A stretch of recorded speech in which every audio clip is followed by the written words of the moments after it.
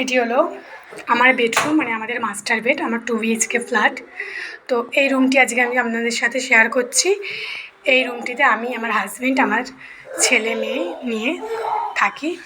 পাশে একটি রুম আছে, এটা ইগনোর করবেন, কারণ আমার হাজব্যান্ড আমার বাচ্চার মাথায় যাতে লেগে না যায়, যেহেতু প্লাইয়ের জিনিস কর্নার থাকে, তো পিচবোর্ড দিয়ে এগুলো করে দিয়েছে, খাটেও করেছিল, তো আমি ওগুলো তুলে দিয়েছি। এই রুমটিতেই আমি, আমার ছেলে মেয়ে, হাজব্যান্ড থাকি। খাটের মধ্যে একটা ট্রাক আছে, ওটি আমার ছেলেই রেখেছে। এই যে এই আলমারিটি, এটি আমার হাজব্যান্ড আমার বিয়ের আগেই কিনেছিল, মানে আমি এসে থেকেই এটা আছে আমাদের বাড়িতে। এই আলমারিটা আমি পরে কিনেছি আমার মেয়ে হওয়ার পর, যেহেতু জামা কাপড় রাখতে প্রবলেম হচ্ছিলো, তো আমি পরে কিনেছি। এটিও আমার বিয়ের পর আমার হাজব্যান্ড বানিয়েছে।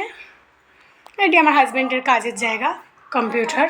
এগুলোও দেখুন, মানে টেপ দিয়ে দিয়েছে, যেহেতু আমার ছেলে যাতে না পড়ে গিয়ে লাগে, ওর লেগেছিলো, ঠোঁট কেটে গেছিলো।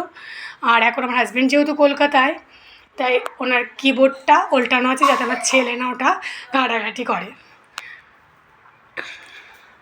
এই যে এই কার্টনগুলো আমার বিয়ের আগে থেকেই আছে, আমি আর চেঞ্জ করি। এই কার্টনগুলো আমার বিয়ের আগেই আমার হাজব্যান্ড লাগিয়েছিল, কিন্তু আমার চেঞ্জ করা হয়নি, কারণ আমাদের সম্ভবত 1-2 বছরের মধ্যে শিফট হয়ে যাব কলকাতা, তখন এই রুমটি আমরা রেন্টে দিয়ে দেবো। এগুলো ওই আমার ছেলে হওয়ার আগে আমরা ফলস সিলিং করিয়েছিলাম, ভাবছিলাম থাকবো কি থাকবো না, এভাবে করিয়েছিলাম।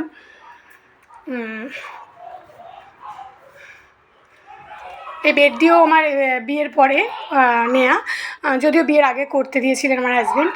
পাশের ঘরে একটা বেড আছে, আমি যখন এসেছিলাম এই আলমারিটি লাল, আর ওই বেডটি ছিল, আর ওয়াশিং মেশিন আর ফ্রিজ ছিল, বাকি আর সব কিছুই আমি আসার পর। এই যে আমার ব্যালকনি,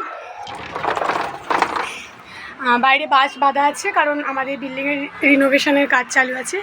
এই আমার মেয়ের স্কুল, কনকিয়া ইন্টারন্যাশনাল। আমাদের পিছন দিকে একটা গেট আছে, ওখান দিয়েই আমি নিয়ে যাই। পরে আমি যখন পুরো হোম ট্যুর দেবো, বিল্ডিংয়ের নিচে থেকেই পুরো ভিডিও করব। এই যে ওখানে জুডিও, ওই বিল্ডিংটাতে আমাদের জুডিও আছে, পিছন দিয়ে রাস্তা আছে, খুব সুন্দর ভিউ। আমার ভিউ কোনো দিন কেউ গার্ড করতে পারবে না, কারণ এখানটা বিল্ডিং হবে না, এটাই জানা। এদিকটাও গভর্নমেন্টের জায়গা।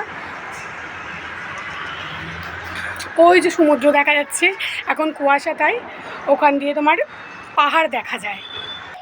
আমাদের এখানে যেহেতু ঠান্ডা পড়ে না, তো পাখা অল টাইমই চলে। এই যে এটা আমার ছোট্ট ঘর, যেখানে আমরা থাকি, আর পাশের রুমটিতে আমার মা থাকে। পরে আমি পুরো হোম ট্যুর ভিডিও শেয়ার করব।